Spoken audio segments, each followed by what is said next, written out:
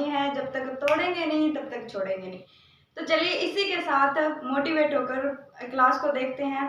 हमने पिछली कई कक्षाओं में चर्चा की है मेवाड़ के इतिहास के बारे में, और पीछे की 2 कक्षाओं में हमने महाराणा सांगा के बारे में संपूर्ण जानकारी देखी है। हमने महाराणा सांगा के सैन्य अभियान भी देखे हैं, और कल वाली कक्षा में हमने चर्चा की है खानवा के युद्ध के बारे में। आज की कक्षा में मेवाड़ के इतिहास को विधिवत रूप से प्रारंभ करते हैं। हम देखते हैं महाराणा सांगा के उत्तराधिकारी जो महाराणा सांगा के पुत्र थे रतन सिंह भोजराज, और आगे जो उनके उत्तराधिकारी हैं उदय सिंह, इनके बारे में हम पढ़ते हैं। चलिए दोस्तों बात कर लेते हैं राणा सांगा के शासनकाल की। हम राणा सांगा को हम पढ़ चुके हैं। इनके शासनकाल की बात करें 1509 से 1527 में था, 27 तक था। इनके 4 पुत्र थे, एक था रतन सिंह, दूसरा भोजराज, विक्रमादित्य और उदय सिंह। ये जो भोजराज थे राणा सांगा के पुत्र, राणा सांगा के शासनकाल में ही इनकी तो मृत्यु हो गई थी। इनकी मृत्यु हो गई थी राणा सांगा के शासनकाल में ही। फिर उसके बाद में राणा सांगा के बाद में रतन सिंह राजा बनते हैं। रतन सिंह राजा बनते हैं 1528 से 1531 के बीच में 3 साल ये शासन करते हैं मेवाड़ पर।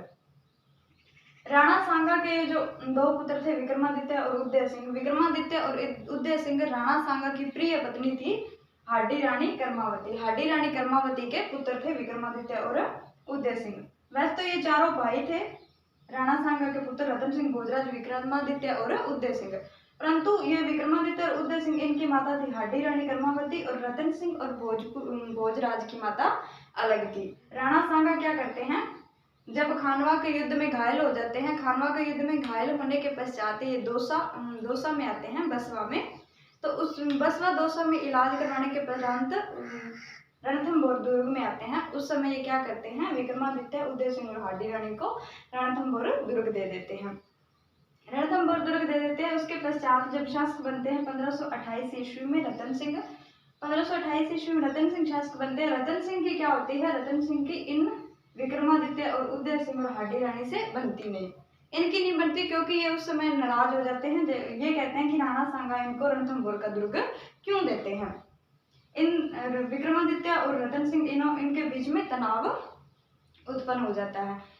उस समय क्या करते हैं, जब ये शासक बनते हैं उस समय हाडी रानी क्या करते हैं, बूंदी के शासक थे सुरजन सिंघाड़ा। सुरजन सिंघाड़ा थे जो हाडी रानी कर्मावती के भाई थे। ये क्या करती हैं, इनको हाडी रानी कर्मावती, सुरजन सिंघाड़ा, बूंदी के शासक अपने भाई को पत्र लिखते हैं। पत्र लिखने पर ये सुरजन सिंघाड़ा क्या करते हैं, मेवाड़ आ जाते हैं। मेवाड़ आ जाते हैं और मेवाड़ पर रहने लग जाते हैं। कुछ दिन रहने के पश्चात क्या करते हैं, सुरजन सिंघाड़ा और रतन सिंह ये दोनों क्या करते हैं, शिकार खेलने जाते हैं जंगल में। शिकार खेलने जंगल में जाते हैं। जैसे ही मौके की तलाश में होते हैं सुरजन सिंघाड़ा, मौका पाते क्या करते हैं, रतन सिंह की हत्या कर देते हैं और अकेले वापिस जंगलों से घर लौट आते हैं। जब घर आते हैं तो घर आकर कहते हैं कि रतन सिंह की मृत्यु हो गई शिकार में। उसके पश्चात जो अगला शासन करेगा वो है विक्रमादित्य। अब हम बात करते हैं विक्रमादित्य के बारे में। अब राणा सांगा के पुत्र रतन सिंह के बाद में राणा सांगा के पुत्र दूसरे हैं विक्रमादित्य, ये बनते हैं शासक। विक्रमादित्य के शासनकाल की बात करें तो 1531 से 1536 ईस्वी तक है इनका शासनकाल। विक्रमादित्य अल्पायु में ही शासक बन जाते हैं। अल्पायु में शासक बनते हैं, इसी कारण इनकी सुरक्षिका बनती है इनकी माता हाडी रानी कर्मावती। इनकी सुरक्षिका के रूप में हाडी रानी कर्मावती कार्य करती है। विक्रमादित्य के शासनकाल में गुजरात के शासक होते हैं बहादुर शाह, जो मेवाड़ पर आक्रमण करते हैं। इसी समय चित्तौड़ दुर्ग का दूसरा शाखा संपन्न होता है। अब बहादुर शाह के मेवाड़ पर आक्रमण करने को आगे बढ़ते हैं हम। यहाँ से एग्जाम में कई क्वेश्चन पूछे जाते हैं, तो इसी को देख लेते हैं, हम इस पर चर्चा करते हैं। अब हम बात करते हैं बहादुर शाह का मेवाड़ पर आक्रमण। बहादुर शाह जो थे वो गुजरात के शासक थे। मेवाड़ पर 2 बार आक्रमण करते हैं। प्रथम बार आक्रमण करते हैं 1533 में। 1533 में प्रथम बार आक्रमण करते हैं बहादुर शाह मेवाड़ पर। तो इस समय क्या करते हैं, जो हाडी रानी कर्मावती होती हैं वो क्या करती हैं, बहादुर शाह को रणथंभौर दुर्ग दे देती हैं, और रणथंभौर दुर्ग लेकर जो बहादुर शाह होते हैं वापस गुजरात लौट जाते हैं। फिर 1 साल बाद 1534 में फिर दूसरी बार आक्रमण करते हैं मेवाड़ पर। अब हम देखते हैं 1534 वाला आक्रमण। मेवाड़ पर दूसरी बार आक्रमण करते हैं 1534 में बहादुर शाह। गुजरात के होते हैं बहादुर शाह, इस बार आक्रमण करते हैं। तो इस बार हाडी रानी कर्मावती क्या कहती हैं कि इस बार वो कोई दुर्ग नहीं देते इनको।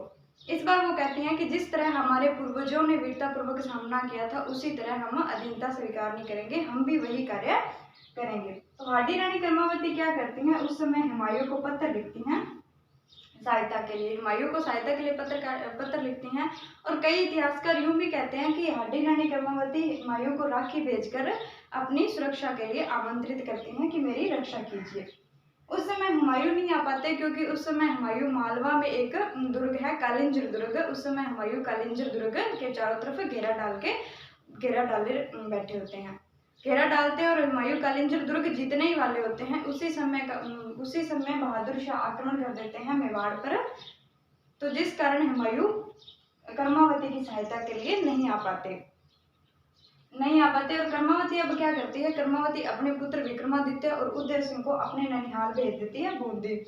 अब इन कर्मावती अपने पुत्रों को अपने ननिहाल भेज देती है। उसके बाद में मेवाड़ के सेनापति थे ठाकुर बाघ सिंह और रानी हाडी रानी कर्मावती क्या करती हैं, अब अपने पूर्वजों की तरह इनका सामना करती हैं बहादुर शाह का सामना करती हैं। और इसी प्रकार सामना करते करते क्या करती हैं, चित्तौड़ दुर्ग का दूसरा शाखा होता है 1534 में। चित्तौड़ दुर्ग का दूसरा शाखा होता है 1534 में और प्रथम शाखा हुआ था 1303 ईस्वी में, जिस समय अलाउद्दीन खिलजी ने आक्रमण किया था। चित्तौड़ दुर्ग में 3 शाखा हुए थे। पहला तो हुआ था 1303 ईस्वी में अलाउद्दीन खिलजी के आक्रमण पर, दूसरा हुआ था गुजरात के बहादुर शाह के आक्रमण पर 1534 में दूसरे शाखे में, जिसमें ठाकुर बाघ सिंह ने केसरिया धारण किया था और जो हाडी रानी कर्मावती है उन्होंने जौहर किया था।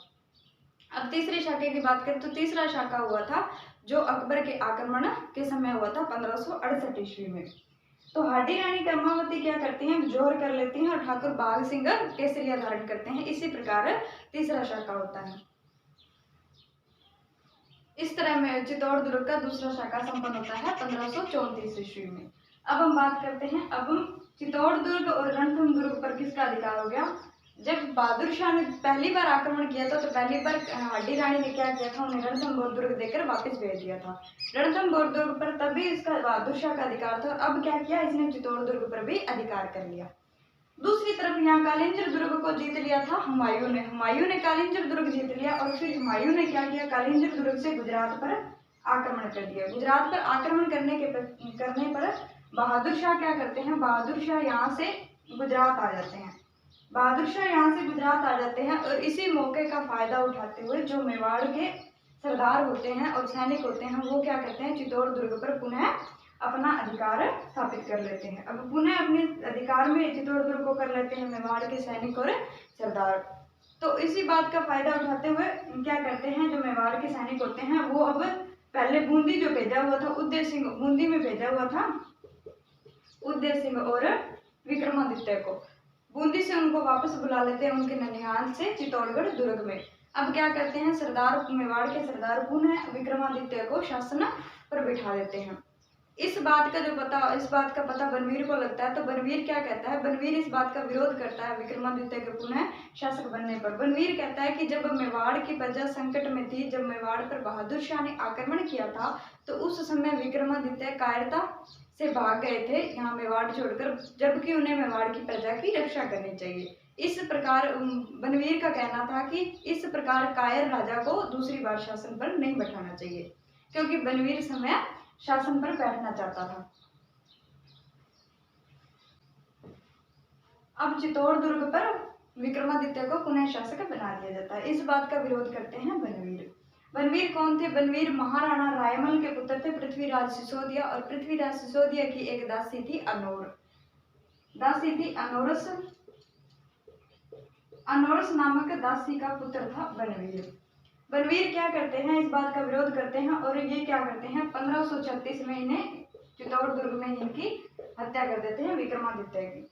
अब विक्रमादित्य की 1536 में हत्या कर देते हैं बनवीर, और उसके पश्चात बनवीर क्या चाहते हैं, बनवीर चाहते हैं उदय सिंह की भी हत्या करके स्वयं चित्तौड़ दुर्ग का शासक बने।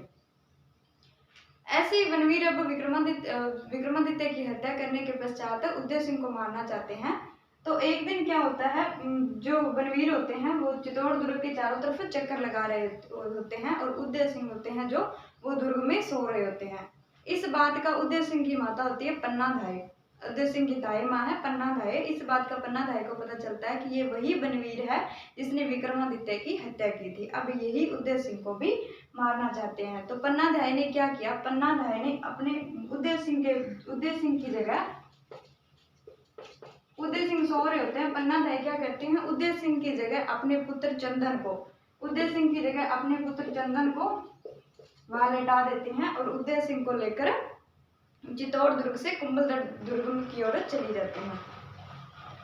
कुंभलगढ़ दुर्ग की ओर जाती हैं और उसके पश्चात क्या होता है, बनवीर होते हैं जो उदय सिंह, चंदन को उदय सिंह समझकर चंदन की हत्या कर देते हैं।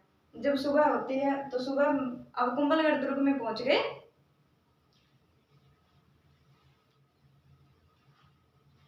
अब कुंभलगढ़ दुर्ग में पहुंच जाते हैं उदय सिंह, उनकी दाई मां उनको लेकर। तो कुंभलगढ़ दुर्ग के किलेदार होते हैं उस समय आशादेवपुरा। कुछ सरदार और आशादेवपुरा मिलकर क्या करते हैं, कुंभलगढ़ दुर्ग में 1536 ईस्वी में उदय सिंह का राज्याभिषेक करवा देते हैं। और इधर चित्तौड़ दुर्ग में होते हैं बनवीर। चित्तौड़ दुर्ग में बनवीर अब चित्तौड़ दुर्ग का पर अधिकार बनवीर कर लेते हैं और यहाँ के समय को यहाँ का शासक घोषित कर देते हैं। इसके बाद में 1536 के तुरंत एक साल बाद उदय सिंह क्या करते हैं, मेवाड़ सरदारों, सैनिक सहायता और राव मालदेव की सहायता से क्या करते हैं, उदय सिंह आक्रमण करते हैं कुंभलगढ़ दुर्ग से चित्तौड़ दुर्ग पर आक्रमण करते हैं और इस आक्रमण में बनवीर को मार देते हैं, बनवीर को मार देते हैं और चित्तौड़ दुर्ग पर पुनः उदय सिंह अधिकार कर लेते हैं। फिर चित्तौड़ दुर्ग में आने के पश्चात 1537 ईस्वी में कुंभलगढ़ दुर्ग में ही अपना दूसरी बार राज्याभिषेक करवाते हैं उदय सिंह। प्रथम बार उनका राज्याभिषेक होता है 1536 ईस्वी में कुंभलगढ़ दुर्ग में और द्वितीय बार उदय सिंह का राज्याभिषेक होता है 1537 ईस्वी में, वो भी कुंभलगढ़ दुर्ग में ही होता है। जो 1537 ईस्वी वाला राज्याभिषेक होता है ये विधिवत रूप से होता है। अब हम नेक्स्ट क्लास में पढ़ेंगे महाराजा उदय सिंह के बारे में, इन्होंने उदयपुर नगर की स्थापना की थी। दोस्तों क्लास पसंद आई हो तो लाइक जरूर कीजिएगा।